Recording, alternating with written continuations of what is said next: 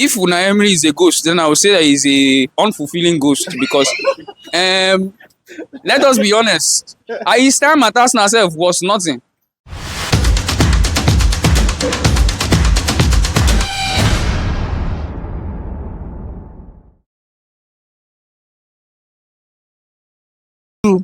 Arsenal bottling a 2-0 lead at the Emirates. Thoughts on today's game? Today, we lost something and gained something because in the past few days and in the past few games, we have seen that Arsenal has not been very good attacking-wise. But today, our attack was actually very good. But at the same time today, we also lost something again because the defense was not there. And the injury to Saliba, his absence was felt today. So, how do you feel your team bottling a 2-goal lead? Why do you keep saying bottling? Are we the first person to do it in the league? I don't understand. But coming from a 2, you were winning 2-0, and then you drew 2-2. That's bottling. Irrespective of the club or whoever is playing, when you guys were known as the comeback king, Manchester United, how many times you guys will come back from 3-0? Okay, did you interview the other fans? Did they tell you how they feel? Are we the first person in this shoe? Where it happens. Like I said before, the game today was actually very good, but we know that. I know that if Saliba was there, we would have won this game.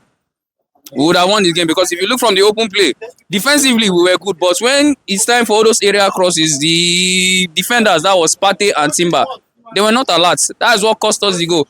But it's very disappointing because now it's like as if Arsenal is having a complexity. The Arsenal complexity, what we call is that we can't win anything, we have nothing. So I think this is one of the games that just proved to us, we fans, that yes, all these things are happening. So that is it. That is just it.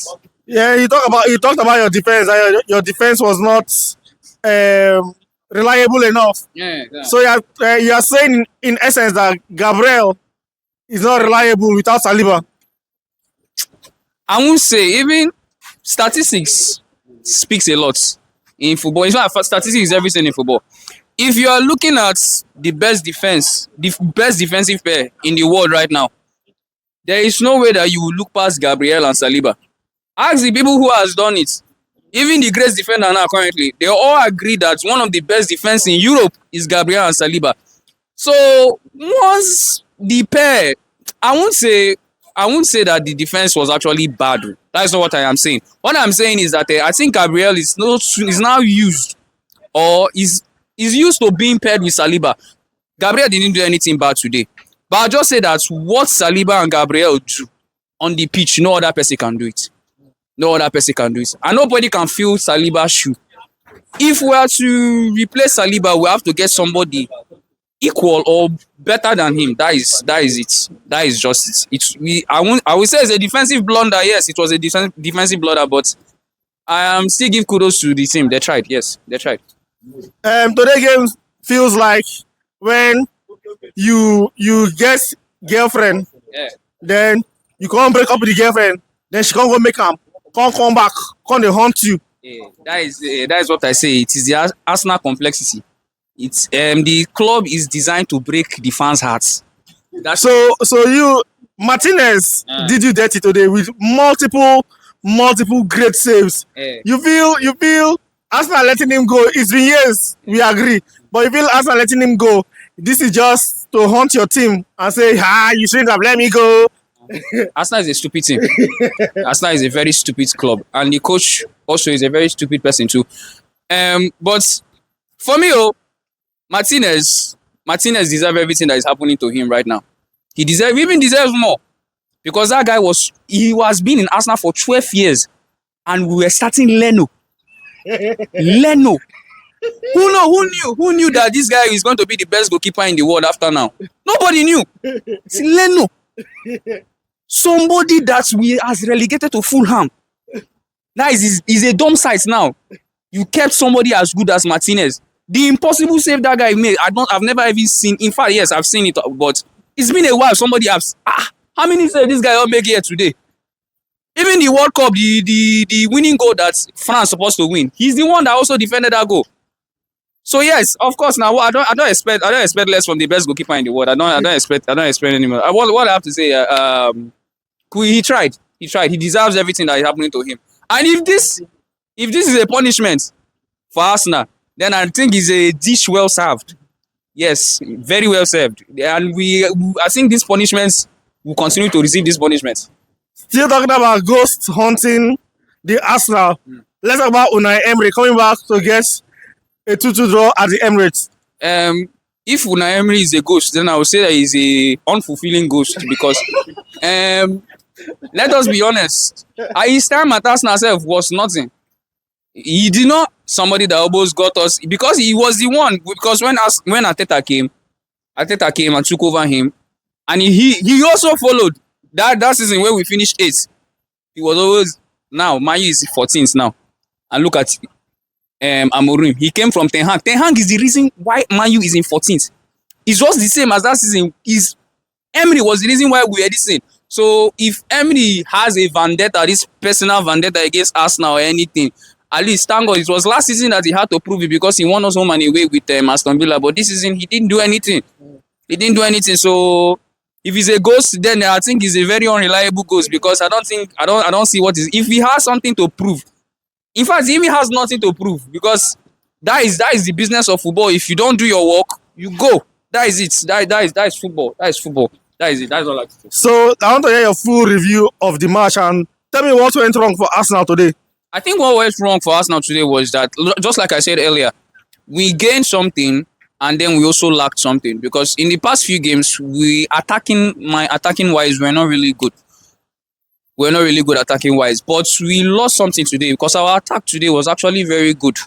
Not what I want. I still want Kai Havertz as a secondary striker. If we should go and sign, I'm not saying that we should not sign anybody.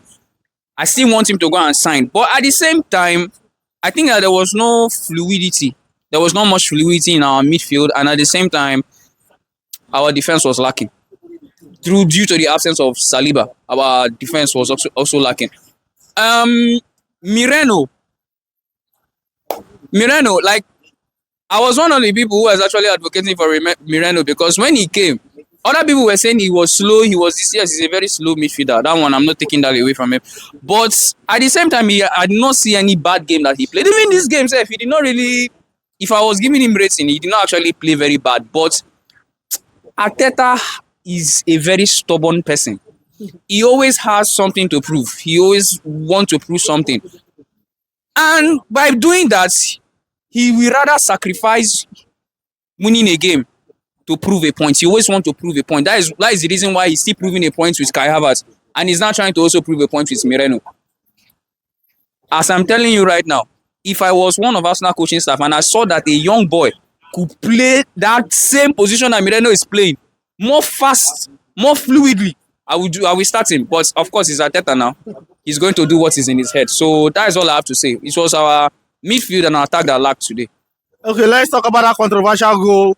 Do you feel that was a handball from Kai Havertz? No, that was not a handball. That was not a handball because this is what something Mikel Arteta says, and I'm always in support of him. He said that there is an inconsistency in refereeing in England, and that is true because you cannot tell me, okay, fine, if that actually happened in our own 18, you will see that they will not have blown that ball. They will not have giving that boy a penalty. They won't have because they saw that because VAR is there. They saw that his hand was actually in his body according to FIFA rules. His hand was there. So where is the handball?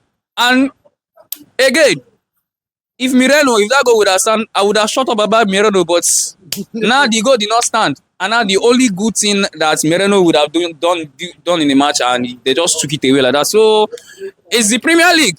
It's the Premier League, of course. There's always going to be controversies. That is why it's the best league in the world. So that's all I have to say. And before you go, what are the positives you can collect from today's game and who impressed you, regardless of the results? Regardless of the results, I will say Kai Havertz because I never expected him to score any goal. I never expected him to score any goal. Kai Havertz was he tried. I mean, despite the social media, everything they said about his wife and everything, now I'm also against what happened to him in social media.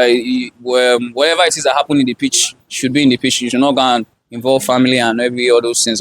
But I would say Kai Havertz because actually he stepped up. He did step up today. The chances that he had, he took them. So I would say Kai Havertz. Kai Havertz was a he stepped up today. And the big positive is that we no lose. We no lose. At least we drew. There is still a possibility because this is the Premier League. Anything can happen. Yes, anything can happen. That is how Liverpool were 5 points ahead of us last season, and they said they will win the league. And what happened? They even finished third. So there's no problem. No problem. Yeah, that. Okay. Well, something we learned from today's game. You win some games and some games in Manchester United. That's all we have to say. Thank you very much.